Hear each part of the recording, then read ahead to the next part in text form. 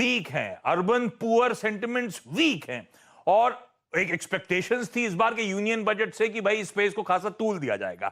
ऐसा कुछ स्पेसिफिकली हुआ नहीं, इसीलिए आप और भी वो देख रहे हैं पूरा पूरा वो दिक्कत के साथ वो पॉकेट अभी भी कंटिन्यू होती हुई।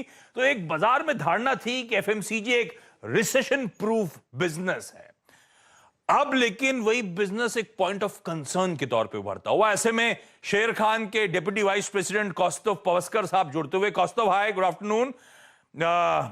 कल ऐसे ही एफएमसीजी पे पिछले 2 दिनों से हम लगातार बातचीत कर रहे हैं, सब एक्सपर्ट से जानने की कोशिश कर रहे थे। आमतौर पे जब बाजार करेक्टिव मोड पे आता है तो सब कहते हैं एफएमसीजी एक्यूमुलेट करिए, अच्छी पेडिग्री के स्टॉक्स।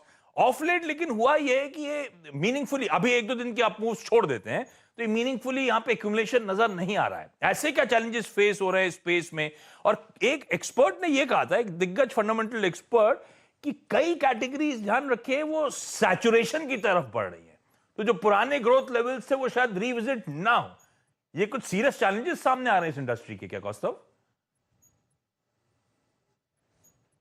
हम पिछले 1-2 क्वार्टर का परफॉर्मेंस देखेंगे, सो क्वार्टर 3 के बारे में अगर हम बात करेंगे तो हमने देखा है कि मार्जिन्स पे तो प्रेशर है ही, बिकॉज कमोडिटी प्राइसेस जिस तरीके से बढ़े हैं। इनफैक्ट पिछले 6 महीने में अगर हम देखेंगे, काफी सारे कमोडिटीज में जो इन्फ्लेशन देखा गया वो बहुत ज्यादा है कंपेयर टू, अगर हम पिछले कुछ साल में देखेंगे, ये साल में अगर कमोडिटी इन्फ्लेशन देखेंगे वो बहुत ज्यादा है।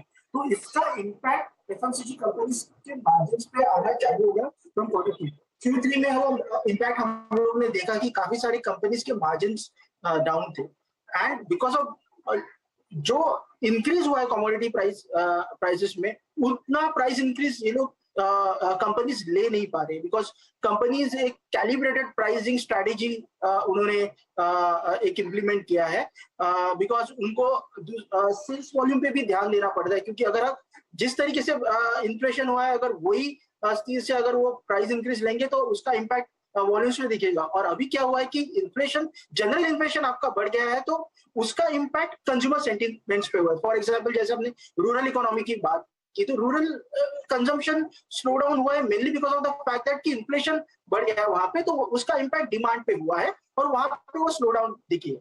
तो जिस तरीके से कमोडिटी प्राइस इन्फ्लेशन दिखा है और जो बढ़ रहा है, वहां पे उसका इम्पैक्ट मार्जिन पे दिखेगा, बिकॉज कंपनीज वो तरीके से प्राइस इंक्रीज नहीं ले पा रही है जितना इन्फ्लेशन हुआ है। अगर वो आगे चल के लेते भी है, जैसे एचयूएल हम देख रहे हैं कि लगातार वो अपने पोर्टफोलियो में प्राइस इंक्रीज ले रहा है, धीरे धीरे करके ले रहा है, बट डेफिनेटली नियर टर्म पे उसका सेल्स वॉल्यूम पे इम्पैक्ट होगा। बट जो भी प्राइस इंक्रीज उन्होंने लिया है, it will not suffice to take the entire margin pressure.